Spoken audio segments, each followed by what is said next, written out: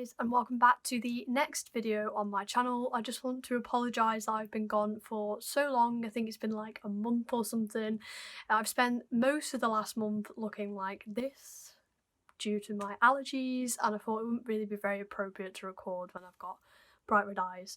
So my eyes are better now and I'm back with a new video. I also want to apologise if there are loads of cuts in this video. I am losing my voice, but I wanted to get a new video out, so I thought I'd record anyway, so I'm sorry for the croaky voice.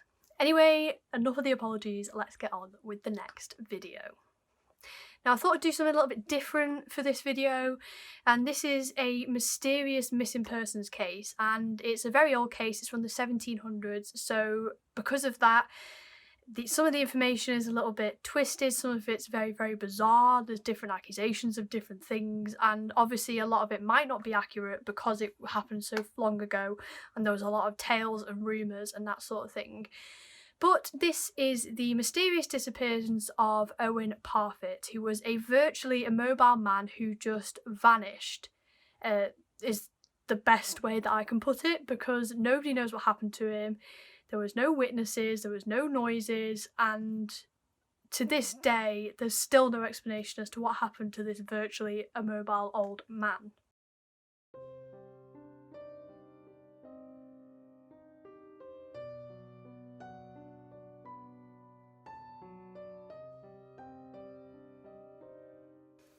So some sources say this happened in 1763, others say 1768, but we do know it happened in the 1760s. Like I say, there's loads of different reports because of the time that it happened.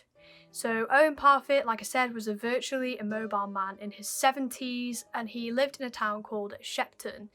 He lived with his 80-year-old sister, or 80, she was in her 80s, called Mary, and despite the fact that she was older, because of Owen's disability, she spent her time looking after him with the help from locals and her neighbours.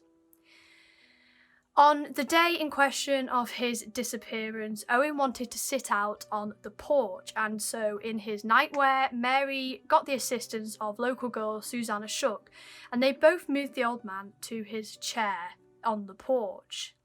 At this time it was harvest, so all the farmers were out, they were all there with their horses, there was carts everywhere, and the fact that there were no witnesses to this is just baffling because the whole house was surrounded by farmland and farmers and horsemen, all working towards the harvest. Mary went back outside half an hour later and Owen was gone. There were no witnesses, there was no noises, and there was no signs that the old man had even been sitting outside. Susanna Shook must have either left through a back entrance, or Owen must have still been sat on his chair on the porch when she left. Searches were done in the local town, ponds and wells were dredged through to see if he had fallen into one of those, and outhouses were searched, but there were just no signs and no anything that could point to where Owen had gone. There was no body, there was no sign of Owen, his night clothes weren't there, it was just a complete. However, Owen had always seemingly lived a peculiar life, so it would seem quite fitting that such a man that lived such a peculiar life would have such a peculiar end. His mother and father, John and Martha, were speculated to have had many children. However, it's thought that most of these died because the only two children that are talked about in most of these stories are Mary and Owen. He trained as an apprentice under his father to be a tailor, however he hated sewing, and so eventually he joined the King's Banner. He was hardly heard from during this time, and there were rumours were spread around the local town about where he was and what he was up to. Upon his return to the town, he would tell great tales of piracy, lots and lots of women, and heroic battles. Most people didn't believe him, they just thought these were a load of tall tales, but nonetheless he boasted about his time in the King's Banner.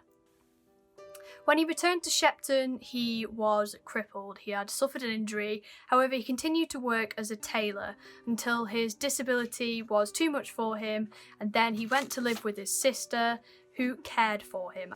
Eventually locals came up with their own theories. They told tall tales of demons kidnapping Owen, or pirates coming to take Owen away to help him find the location of buried treasure. But what did really happen to Owen? And we're just going to look at a few theories. So in 1813, a collection of bones were found near to the location of where Owen and Mary had lived. Everyone thought that these were going to be Owen's bones. However, in 1814, they were confirmed to be of a young girl who had allegedly been killed by a serial killer. Some people theorised that if his wild tales of his time in the King's Banner were true, that someone had come to get revenge. Had he got with the wrong woman? Had he stolen treasure from somebody? If so, had somebody come to get revenge? But again, there were no witnesses and there was no noise, unless people chose to keep quiet about what they saw, if they were paid or if they were threatened. Another theory is that someone had killed him for his money. Owen had a small pension of around £7, I think, a year, which roughly equates to around £1,377.18 a year in today's money in 2019. However, he wouldn't have had the money on him, the money would have been in the house, so it wouldn't make sense for them to have killed Owen and taken him, because they wouldn't have been able to retrieve the money anyway. They would have had to go into the house. A Dr. Butler at the time speculated that Owen may have been exaggerating or faking his injury. Was he actually able to walk? Did he get up and walk out of his chair himself? Some people speculate that maybe he had dementia. This obviously wasn't very well understood in those days, and so some speculate maybe he had dementia and he got up out of his chair and walked off. Did he get lost? Did he fall into a ditch and get injured, and did he fall somewhere and die and his bones were just eaten by animals, which would explain the lack of body, the lack of evidence. There were even some witnesses who said that they saw a man fitting Owen's description walking in a neighbouring town around 10 to 12 miles away on the night of Owen's disappearance. Another theory is that Mary was fed up of taking care of her younger brother and so she got rid of him. However, Mary was a woman in her 80s. She couldn't have got rid of the body that quickly. How would she have moved the body? Did she have help? Did Susanna Snook help her? There was also rumours that Susanna Snook was a cold-blooded killer who killed him for money, but again, I don't think this is true. I'm personally more inclined to believe the dementia theory, that he got up and fell somewhere or got lost and injured or killed. On the night of his disappearance, however, there was a very, very violent storm, so a lot of people speculate that maybe he had been killed by someone getting revenge, or by Mary or somebody, and this storm just swept away any evidence and made the search efforts a lot harder. Another wild theory is that actually the Owen Parfitt that returned to Shepton wasn't actually the Owen Parfitt that left to join the King's Banner. It was speculated this maybe could have been an imposter. It could be that this person wanted looking after, or maybe this person had a disability but still took on the persona of Owen and said that they got injured. No one recognised Owen when he returned. The only person that recognised him was Mary, who was an old frail lady in her 80s. So a lot of people speculated that maybe it wasn't Owen that returned from the King's Banner, but someone pretending to be him. Maybe they wanted to be looked after, maybe they wanted to be looked after for free. However, Mary's only income was her brother's pension, so I'm not sure why she would kill her brother.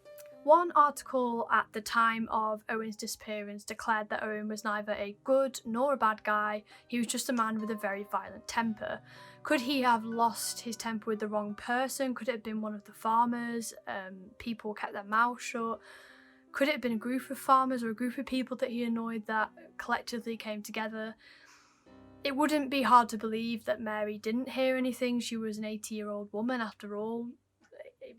It was very loud with all the farming going on, so it could be that he had annoyed the wrong person. So like I say earlier, a lot of people believe that some witnesses chose to look the other way. If he had annoyed a few people, or if they'd been paid or threatened, it wouldn't be hard to get them to do this. And one final theory is that he may have fallen, or he would have been killed and his body put into one of the farmers' pig pens, and he could have been eaten by the pigs. So what do you think happened in this case? I know that it's a really, really wild one. Obviously it happened in the 1700s and people back then did believe in like demons and things like that. I do personally believe the dementia theory, or you know, the fact that he wandered off somewhere and got hurt and maybe the storm covered up the evidence, or he was eaten by animals. As we know, things weren't as good back then for forensic evidence and things like that.